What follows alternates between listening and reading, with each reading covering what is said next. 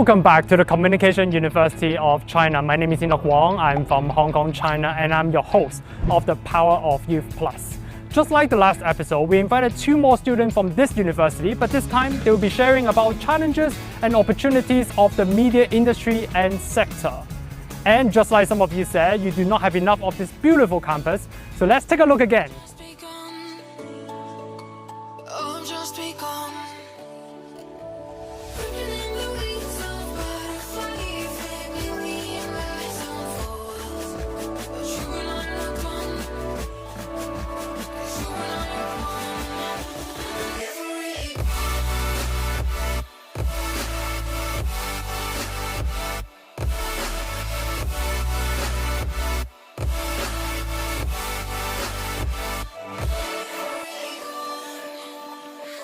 So welcome back. What a beautiful campus of the Communication University of China. So together with us is two of the students currently studying at the university.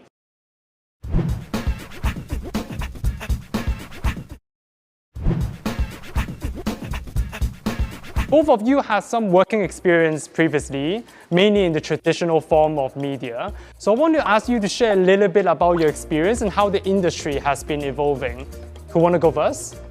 Myself. Yeah, go on, ladies first. Yeah, thank you so much, Enoch, for this opportunity. I started my journalism career as an intern at Uganda's national broadcaster, Uganda Broadcasting Corporation, UBC. If you're tuning in, you started with radio first, right? Yes, I was an intern there. Yeah. Then that was 2013, and I left in 2022 as the regional editor, Western Section, to join the African Union of Broadcasting, a union of public broadcasters and other private media organizations in Africa, and be the head English desk in Algiers, Algeria. And that's why I relocated from to come and pursue my master's in fine art, film and television production at the Meitei Communication University of China. Yes, I've been a broadcaster, specifically, though venturing into other media platforms like online. But what I can tell you is that the experience, or much experience I have, is in broadcasting.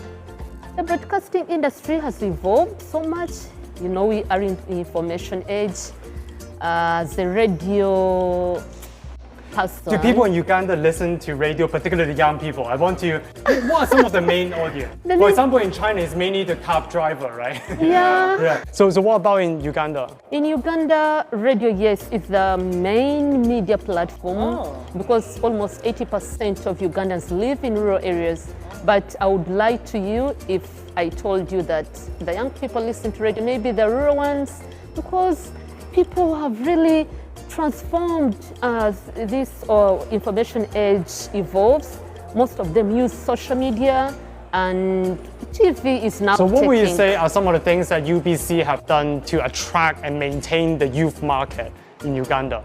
Right now, UBC and other media houses in general are competing with the information age. Right now, we have a lot of changes.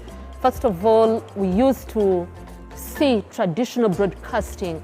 Maybe it is top of the hour, that's when we'd get a news bulletin. But right now, the breaking news stories, broadcasting is the trend.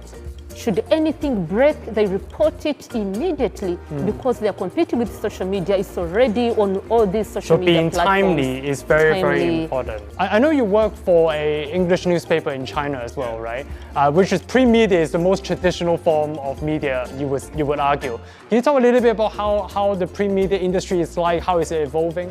Okay, so Jenny just mentioned that the radio and the radio program in Africa, and for our Chinese, it seems like 10 years ago or maybe an antique. So I worked in a Chinese mainstream media and also a newspaper institution, and I interned there, and I myself produced a lot of vlog. Yeah, it's like traveling and cultural exchanges.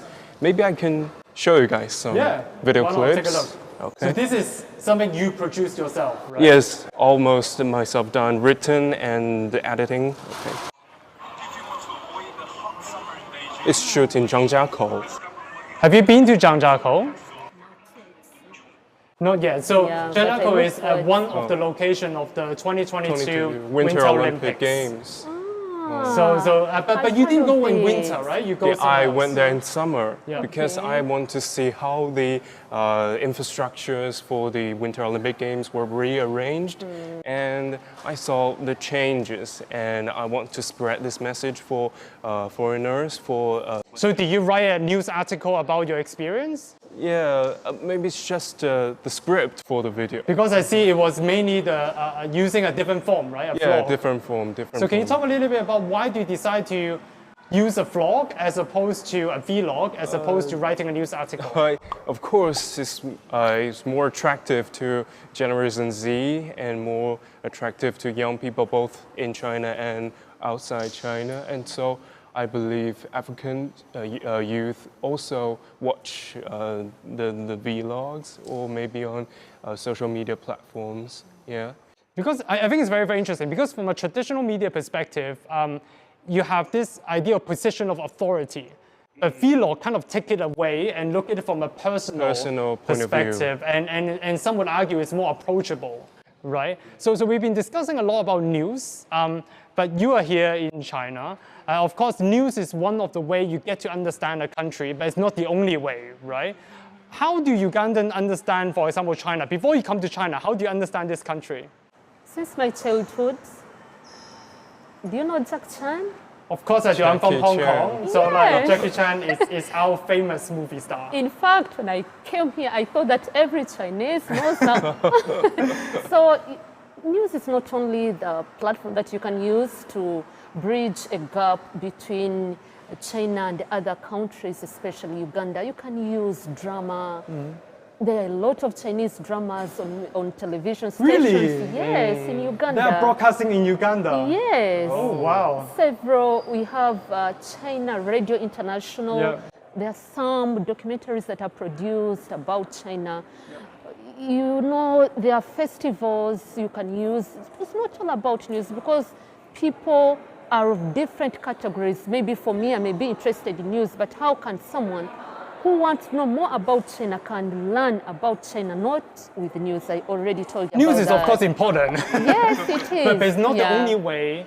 It is for everyone to have a more comprehensive understanding, right, of a culture. So, Galen, you interact a lot with foreigners, right, and foreign audience. Especially What exchange do you think works best for them to understand better about Chinese culture? Oh, okay. Maybe I can tell a story of myself. We're here at the Communication University of China. We can see lots of foreign exchange students. Last year, I happened to meet an exchange student from Scotland, and she exchanged some gifts with us and as a goodbye gift. And I wrote a Chinese character Fu, which means happiness and harmony, okay, with calligraphy. Yeah, the calligraphy I think is a traditional, although it's a traditional art form like drama, radio, but it can express our feelings, our best wishes for the foreign exchange students. And I wrote it on a rabbit lord we call Tu Ye, okay, and sent her as a gift. So it's not just about Chinese culture, it's a very Beijing culture as well, too, yeah. I want to turn to you a little bit because before we start, I was speaking with you and I have understanding that you're very passionate about social issues that are happening in Uganda. You think news and media have a role in play in this as well. Can you share a little bit more? Africa generally, because I've worked on a continental platform, most journalists, and this is the truth, are so much invested in political reporting.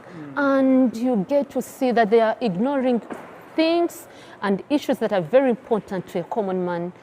Talk about climate change. Climate change is real. Talk about water, sanitation and hygiene. Talk about poverty. Talk about the environment. Other than, yes, political reporting is okay and very important, but can we really invest in these social issues? If you are an editor on the desk, if you are assigning a role, maybe someone is going to report about a presidential campaign rally somewhere, can we also sponsor any journalist to go to a certain village and report about the water issue there? I'm just talking about this because I'm comparing my country with China. Yeah. China has a balanced financial support and consideration An for investment these issues in these issues. Climate change is as important as... Is there any particular issues that when you compare between Uganda and China that it stands out, it highlights for you? Yes, please. Water, sanitation and hygiene. Recently, I was in Zhejiang province. There is a village. So in eastern China, right? Yes. Yeah. It was called the Mao village, where people live in communities. I got to realize that the government is investing a lot in climate change mitigation. Zhejiang steel technology, I think it's the most technologically advanced province in China. E-commerce, a lot of e-commerce come Yes. from Zhejiang. Yeah, we need to have a balance in how we support and invest these issues. There is no one, like for us in Africa, whether you're the firstborn or secondborn or the kids are equal because we have different importance. Like the firstborn may be like the parent's protector. The firstborn may be the leader of the family in the parent's absence. The lastborn may be the parent's protector. So we need to have equal. What do you think about this? It's a very, very passionate, energetic speech as well about social issues. What do you think media, what role do you think media and news can play in attracting more youth, particularly as we have seen young people are very increasingly concerned about social issues? Yeah, media can be a very important, I don't want to say tool, but to say a medium, to attract especially young people, but through new forms, because we are not like 10 years ago or 20 years ago, we still listen to traditional forms of news, but also I want to maybe mention some of the aspects of the news. Maybe we can do it through an aesthetic way, or maybe we need to enhance our level of appreciation, to like 20 years ago, Chinese people were extremely into the Hollywood films, or maybe they know that the American actors, and they can tell every actors and actress's name. But for now, we need to establish what we perceive the topic of aesthetics, and to appreciate the art. Through our point of view, we can establish our own system of appreciation. So both of you are still, regardless of the challenges that we have discussed in media with the disruption of technology, you guys are still here at the Communication University of China studying media and aspiring to have a long career in media, hopefully, as well. Can you talk a little bit about how do you think about your career going ahead into the future? Garden, do you want to go first? Oh, maybe she mentioned that with the use of technology, the use of artificial intelligence, I majored in the bilingual broadcasting of Chinese and English. So for our students, when we have courses, we have to write scripts and do interviews and write the outlines for interview and do the video clips ourselves. So maybe in this process, artificial intelligence can greatly help us. And I wrote the interview outline. Maybe it can help us, but in the end, I found that it's not as vivid as what I wrote, and maybe some sentences I can't get the meaning of it, and also my my interviewee cannot to get the meaning of that. So maybe we still need human minds. We still need our the relations, our emotions, our basic emotional foundations to communicate with each other. So this is something that, coming back to what Jenny mentioned, is about coexisting, right? Yeah. I think AI can be a very, very good partner as you do your reporting as well. But one question you raised is very important. You mentioned the word AI, and increasingly we have seen, in video platform that you have AI avatar to be a reporter. Do you think then, you study broadcasting, do you think your job will still exist in 5-10 years time? Or do you think it will be replaced?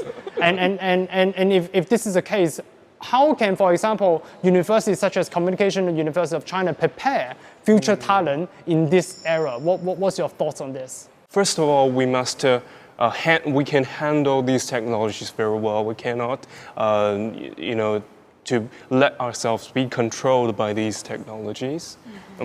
And secondly, we must be specifically, majored or specialized in some of the areas of media, so that we cannot be replaced by artificial intelligence. We cannot be replaced by more talented people. So Garland's point of view is specialization is very important to get expertise. Jennifer, do you agree? What do you think? Maybe I can talk about something. I kick-started my journalism career in a national broadcaster that opened in the 1950s.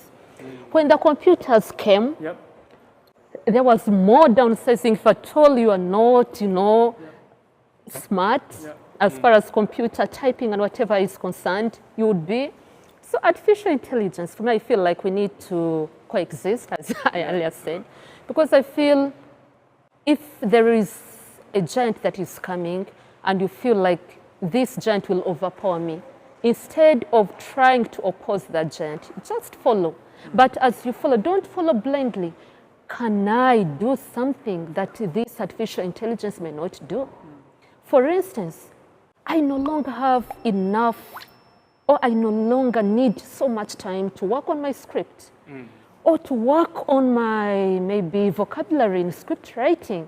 But what does artificial intelligence, what can artificial intelligence not do that I'm capable of doing as a human being who is experienced in the media practice? So of course, just a month ago, the Communication University of China welcomed a new cohort of students, maybe from around the world to Beijing, but also across China to Beijing as well. I wonder, what advices you have for these students, aspiring media professionals that just starting their learning journey in media? What advices? Maybe you can go first. Okay, so my advice will be optimistic.